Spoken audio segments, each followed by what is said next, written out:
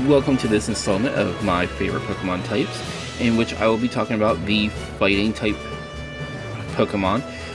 Just as a disclaimer, this video has nothing to do with competitive play, metagame, or even, which Pokemon has the highest stats or which else. These are just Pokemon that I happen to like. Back in Gen 1, Hitmonchan was always my favorite choice. I just liked that it had access to Thunder Punch, Fire Punch, Ice Punch, Comet Punch, and I believe that was the moveset that I had it learn because that was cool. It was the Punching Fiend, and it just seemed like no matter what it faced, it had a punch that could do it. Then it got access to some more punches, such as Sky Uppercut. It got access to Bullet Punch. It gets access to Mach Punch. Like, there's so many punching moves that it can do, and of course the classic Mega Punch. But as a fighting type, it doesn't really get, a stab out of using those punches, so it was just kind of fun to use, even though most of its attacks it wasn't getting as much of a hit out of them as it could until it got the ability Iron Fist, which gives its punching moves a boost. Oh, cool. And thank God it had that move because it had that ability, because could you imagine like every other Pokemon with that ability, but the punching Pokemon doesn't? That'd be one of the weirder things in the Pokemon. Well, maybe not. But either way, I just really enjoyed this Pokemon. Like I said, this has nothing to do with anything, but it's a really fun Pokemon to use because, you just like to picture it stand there and it's boxing, like its stance, and it'll follow through, and it has so many cool moves. Now, for Saint Seiya fans, it's kind of like it can do Ryusei Ken, like Seiya Ken, through the Comet Punch, and or maybe Mach Punch, and it can also do Rosen Shoryuha through the Sky Uppercut. I don't know. It's just one of those things that I think about when I'm actually using this Pokemon. Now, in Gen 3, I actually caught a shiny Makuhita, and then, of course, Hariyama. I never actually, I know I just talked about using Hitmonchan, but I never actually used any other fighting types other than it. And with Blaziken and Breloom, they're grass and fire types, and that's what I consider them to be. So even Poliwrath as well. Heracross too, that was just, a bug type. So Hariyama was my first real using a fighting type Pokemon to actually use. And I was pretty impressed with the power of the moves. I was pretty impressed with every fighting type move is very strong. I never knew how aggressive they were. So Hariyama kind of opened me up to that, and it's a shiny, so of course I want to use it because, hey everyone, I have shiny, and this is back before all the crazy methods of getting shinies were out there. This was a total chance encounter. So yeah, Hariyama kind of opened me to the world of fighting type Pokemon. In Gen 4, I actually broke one of my rules and went back and I used a Gen 3 Pokemon. I try to only use new Pokemon in my parties when I first play through the game. I wanted to use Magmortar as my fire type, but that wasn't going to happen. And I just needed a Pokemon with a strong fire move at the very least. Well, Ponyta and Rapidash were out of the question because it's not that I disliked them, it's just that, I didn't want to use them. Pure and simple.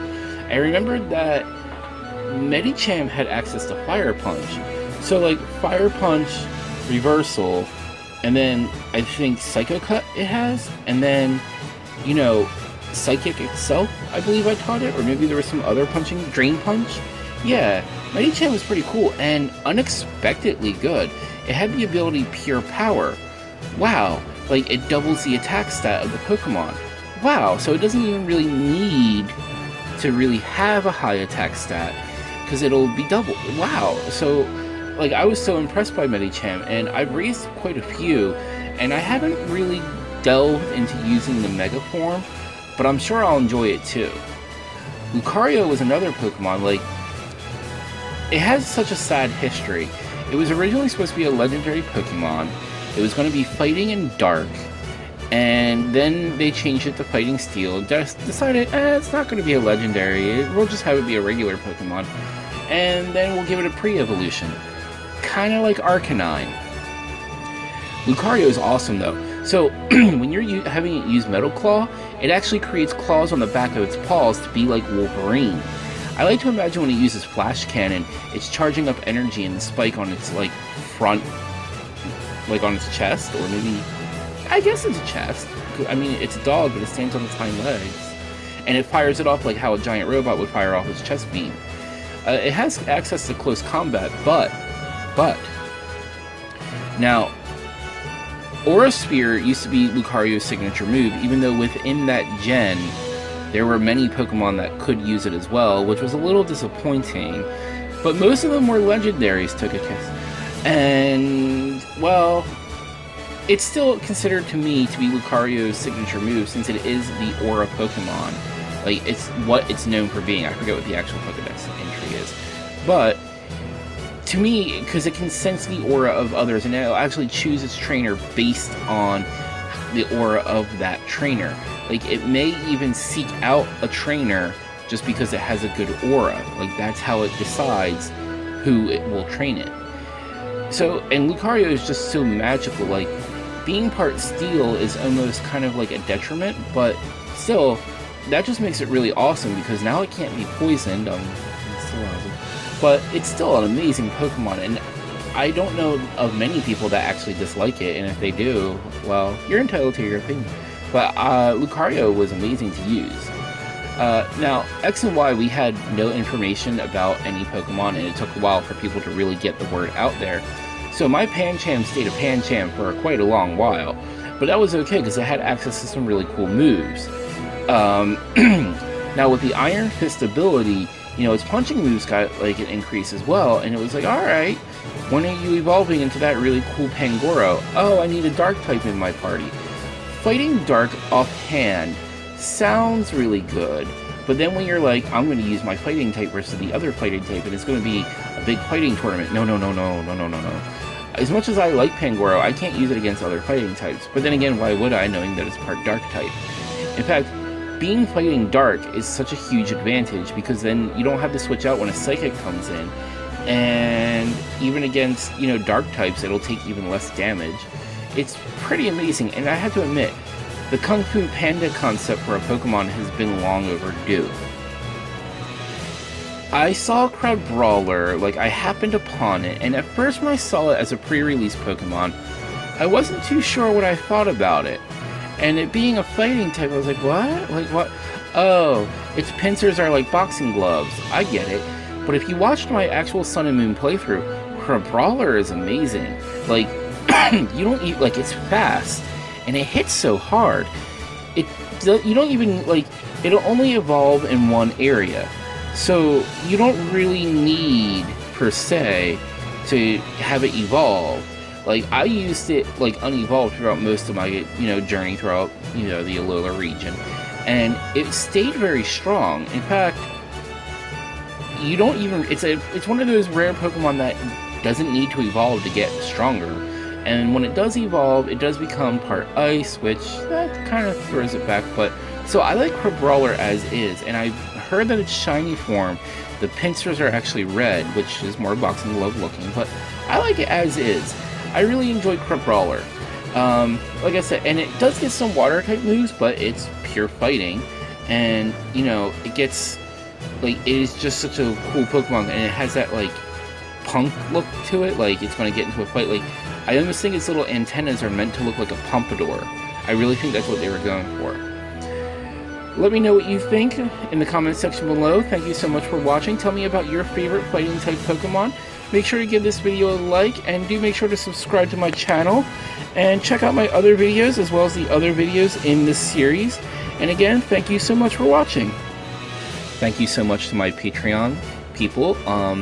This portion of it is of my favorite Pokemon type fighting is for you. It is only for you. This portion should only be heard and seen on Patreon. So thank you so much for watching the video, and without further ado, so Gallade. Gallade is the male and only male counterpart to Gardevoir, even though Gardevoirs can be male, but it's kind of cool that from that little ballerina it becomes a knight of some sort, and it's got this weird stick figure body. It's psychic fighting, which is pretty cool. Now, it has Leaf Blade, which that's pretty cool. In fact, This Pokemon, I wanted to learn as many cutting moves, Night Slash, Psycho Cut, but I also taught it, like, close combat as well. It was just such an unusual, like, I don't know what it was about it that made me like it. Maybe because its arms are like a dual disc from Yu-Gi-Oh! I don't know. But Gallade is so awesome. Like, now, when I was trying to evolve it from Kirlia, so I had Kirlia hold the Dusk Stone, and when it evolved at level 30, like, I thought by level 30 it just needed to be holding the Dusk Stone, or the Dawn Stone, and it just wouldn't evolve, and I was getting very curious as to why this wasn't working. Like, this is such a dumb moment for me. Turns out you use it like you would use a Firestone on an Eevee, you just have to use it on Kirlia so it'll evolve. I literally spent an hour trying to figure out what was wrong that I wasn't evolving the Pokemon properly. Now, next, so when Omega Ruby and Alpha Sapphire came out, Lopunny got a new lease on life in the form of Mega Lopunny. Now, Lopunny, as a normal type, I had a bad experience with Lopunny because it had Klutz. It couldn't use its held item, and that was a problem for me because Baniri was kind of However, to me, Mega Lopunny is kind of like what happens to a Lopunny that isn't quite treated right. It's kind of like when it has a broken heart, and it goes and it becomes, like, it starts becoming a gym bunny, a gym Lopunny, if you will, and it becomes a fighting type.